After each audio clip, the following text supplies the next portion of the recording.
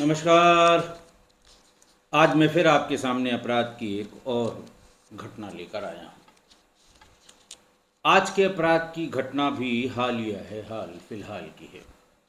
प्रदेश हरियाणा, जिला गुरुग्राम। जिला गुरुग्राम जो राजधानी है हरियाणा की, गुड़गांव इंडस्ट्रियल सिटी जिसे कहते हैं, उसके उद्योग विहार थाने में 28 जुलाई की शाम सोनी नाम की एक महिला अपने परिजनों के साथ उपस्थित हुई और उसने बताया कि मेरे पति विक्रम कुमार 26 जुलाई को सुबह 9:30 बजे गारमेंट की एक फैक्ट्री में ड्यूटी पर गए थे, लेकिन वो अब तक नहीं आए। उनका मोबाइल फ़ोन स्विच ऑफ आ रहा है। पुलिस ने वही फॉर्मेलिटीज़ के साथ फ़ोटो दे दीजिए, कद काठी बता दीजिए, क्या उम्र थी ये बता दीजिए, सब चीज़ें नोट करा दी गई और पुलिस ने फॉर्मली एक गुमशुदगी नोट कर ली। पूछा ये गया कि कौन थे, कहाँ थे, कब शादी हुई, तो उन्होंने ये बताया कि बिहार के नेवादा ज़िले के रहने वाले थे विक्रम, और उद्योग विहार की एक गारमेंट कंपनी में, एक्सपोर्ट गारमेंट की वो एक्सपोर्ट कंपनी थी, उसमें ठेकेदारी का काम करते थे। और वर्तमान में उद्योग विहार थाना क्षेत्र के डूंडा हेड़ा गांव में अपनी पत्नी सोनी देवी, उसने बताया कि मैं और मेरे 2 बच्चों के साथ वो हम लोग यहाँ पर किराए पर रहा करते थे।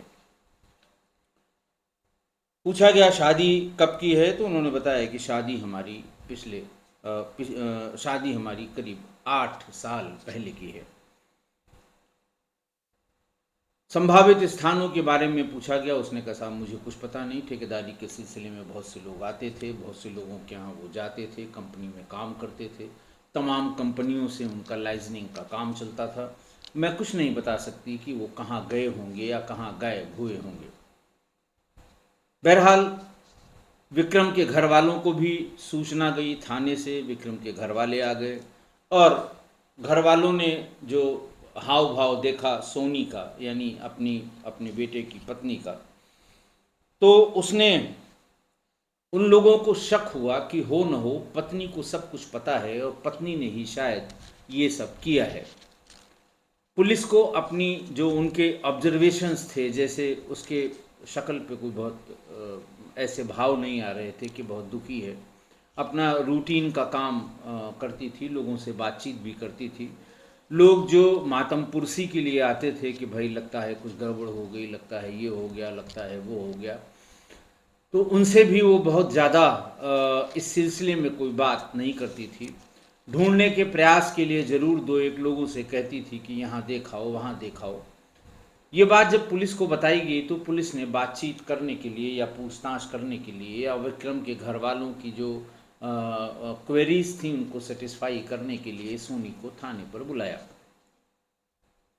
और सोनी से पूछा कि तुम्हारे ऊपर ही का शक जा रहा है कि तुम्हें पता है कि तुम्हारा पति कहाँ गया है, फिर भी तुम नहीं बता रही हो। थोड़ा सा वो घबराई, उसको लगा कि पुलिस को कुछ न कुछ पता लग गया है, इसलिए पुलिस इस दिशा में पूछ रही है।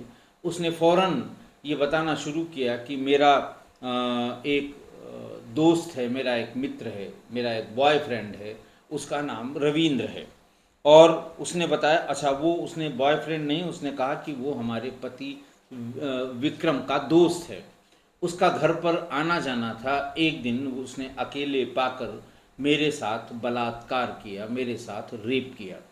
रेप करने के साथ साथ उसने उसकी कुछ वीडियोस भी बना ली और अब वो बराबर मुझको उन वीडियोस को वायरल करने की धमकी देता है, डराता रहता है ताकि मैं कुछ उसके खिलाफ बोल न पाऊँ। मुझे ऐसा लगता है कि उसी ने मेरे पति को गायब किया है या उसी ने ऐसा कुछ किया है जिससे मेरे पति का पता नहीं लग रहा है। पुलिस को बात कुछ समझ में भी आई कि हाँ ऐसा हो सकता है। पुलिस ने फौरन, पड़ोस में ही वो रहता था, रविंद्र को थाने पर ले आए। रविंद्र से पूछताछ हुई। पूछताछ पे तो कोई पूछताछ हालांकि इस सिलसिले में हुई कि कैसे वो ब्लैकमेल करता है, वीडियो कहाँ है, क्या उसके साथ हुआ था, इस तरह की बात।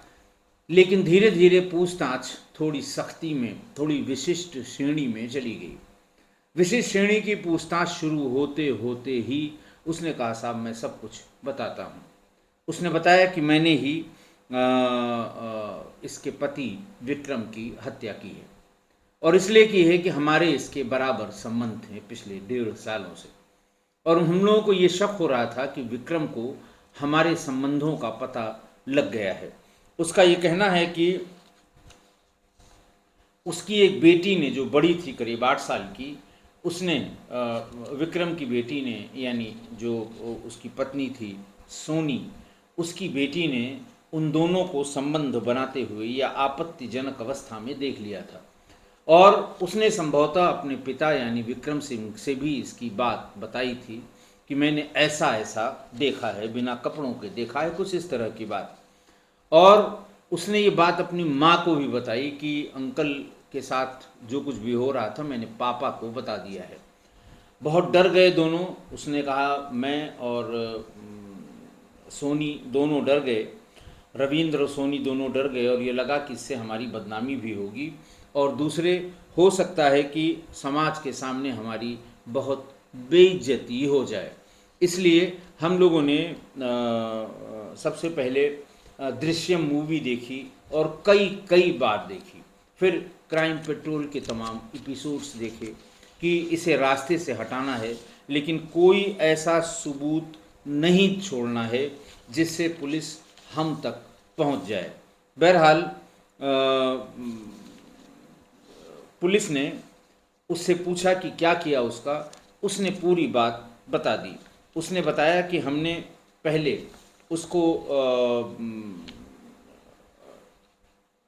डंडे से मारा, रस्सी से उसका गला घोंटा, फिर उसके बाद उसे मारने के बाद उसे अपने चाचा के कहने पे पहले से ही एक गड्ढा खुदवा रखा था, और उसी गड्ढे में, गहरे गड्ढे में उसे डाल दिया है। बहरहाल पुलिस ने फौरन उसकी निशानदेही पर कि कहाँ पर इसे दफनाया गया है, वहाँ पर जाकर उस बॉडी को बरामद कर लिया। एविल सोसाइटी जो गांव मोहम्मदपुर है, उसमें उसके चाचा ने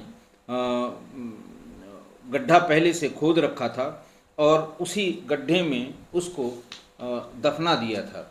ये उसके चाचा का नाम संतरपाल था। संतरपाल ने दरअसल था रिश्ते में सगा चाचा, लेकिन उसने रविंदर को गोद भी ले रखा था। उससे पूरी बात बताने पर, ये कहने पे कि गड्ढा खोद के रखिएगा, हम लोग जल्दी ही उसे दफनाने आएंगे, और गड्ढा खोदा गया और उसे वहीं पर 26 जुलाई को ही शाम को ले जाकर जब अंधेरा हो गया तो उसी में दफना दिया।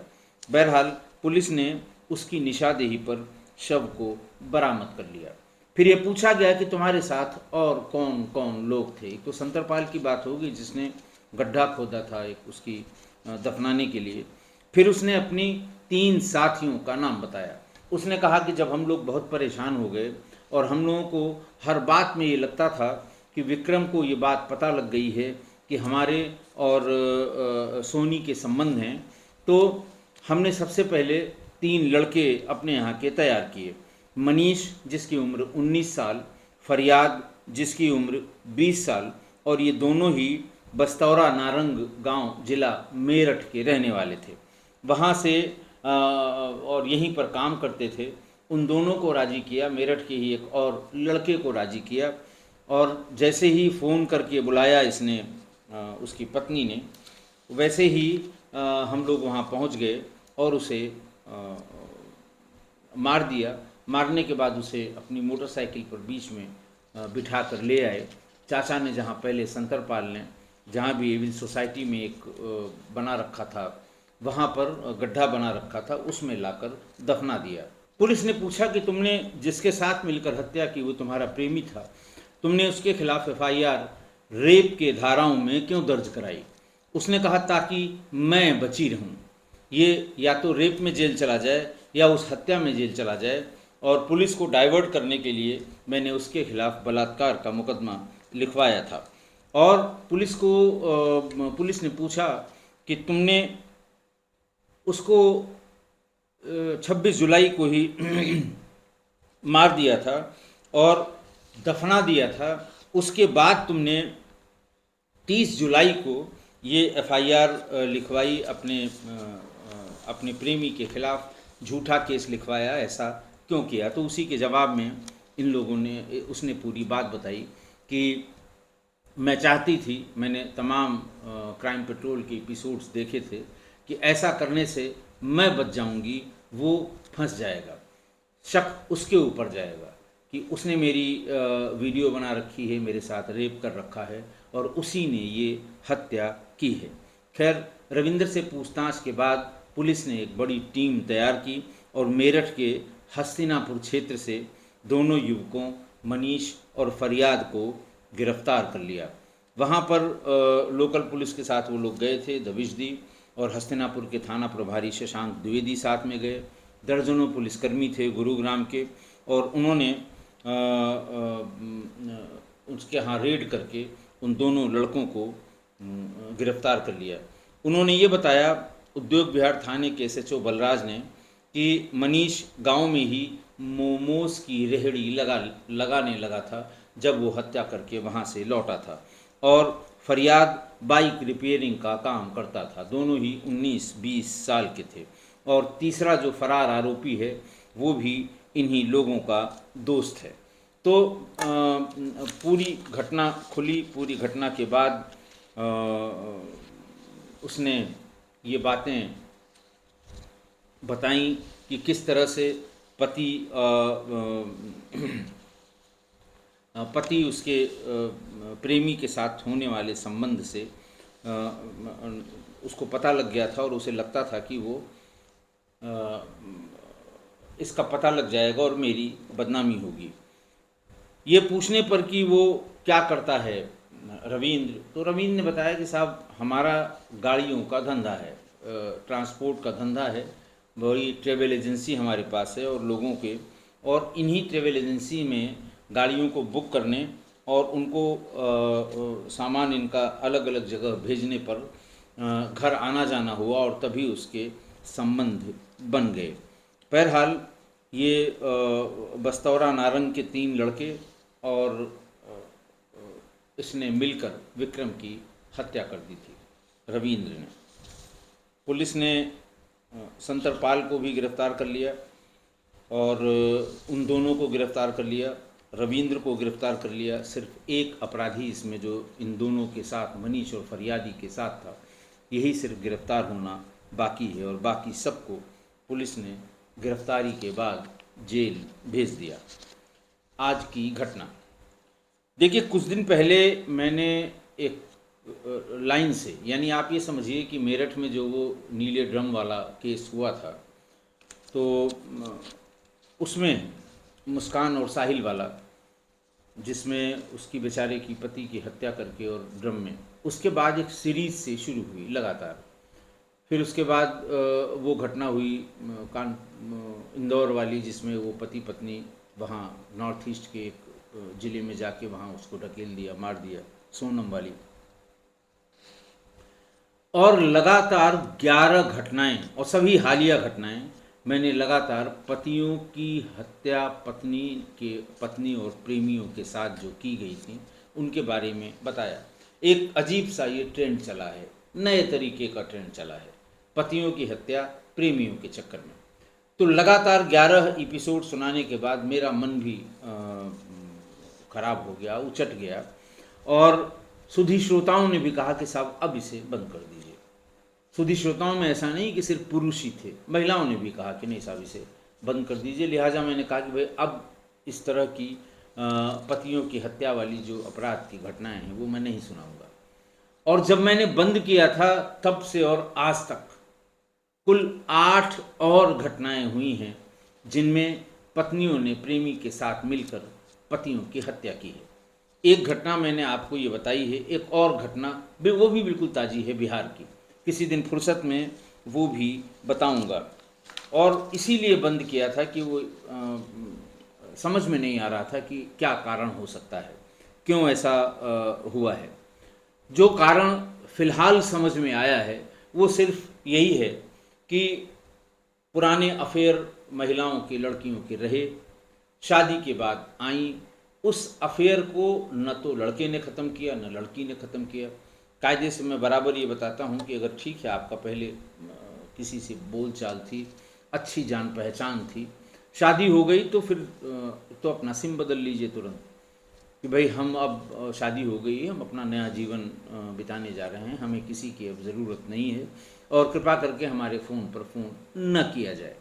लेकिन मैंने हर एपिसोड में, ऐसे हर एपिसोड में जिसमें पत्नियों ने पति की हत्या की है, उसमें आपने देखा होगा कि जो 2 साल से जो अफेयर वाले संबंध थे वो शादी के बाद भी कंटिन्यू रहे।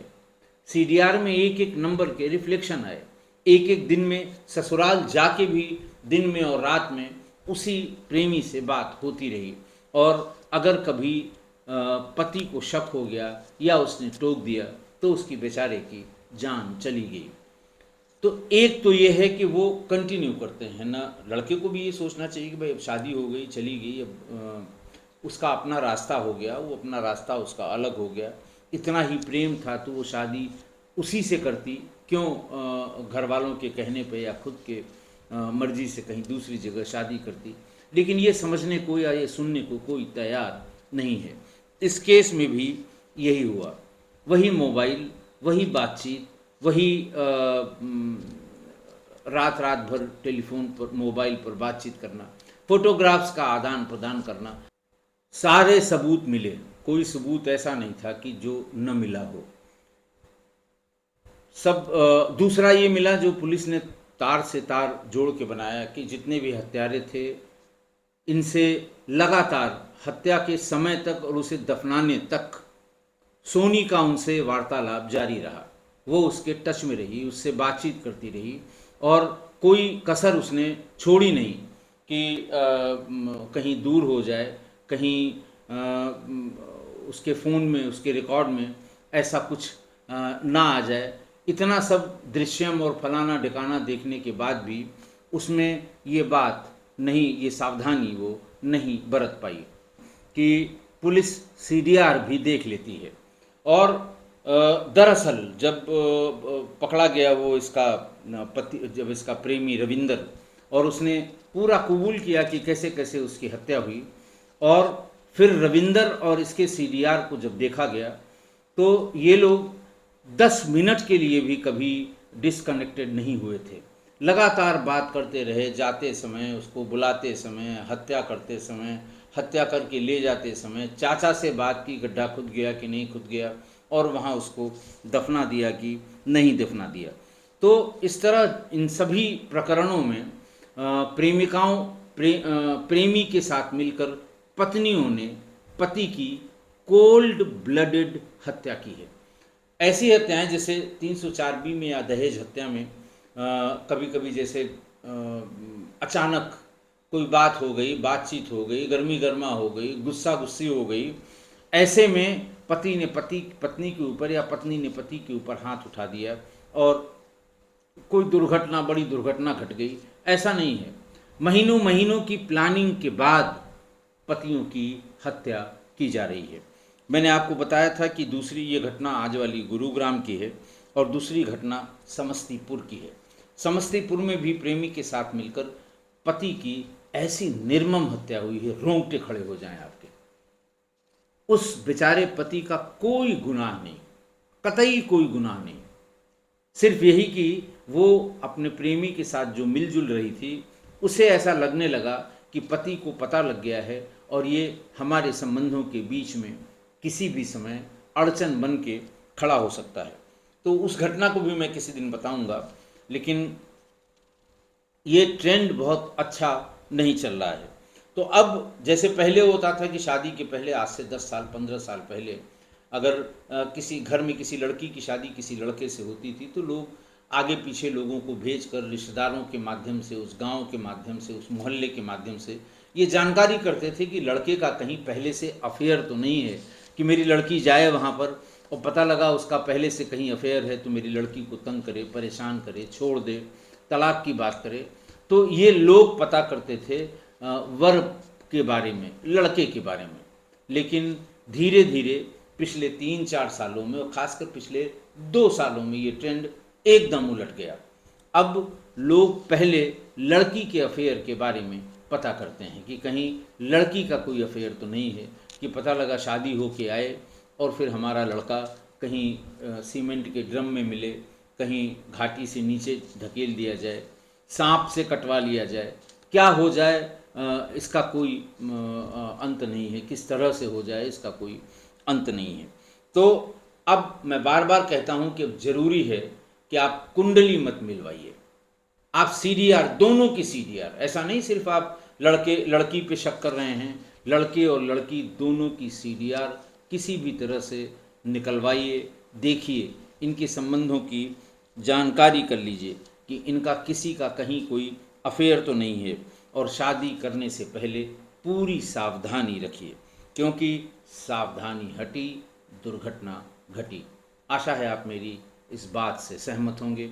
आज के लिए इतना ही। बहुत बहुत धन्यवाद।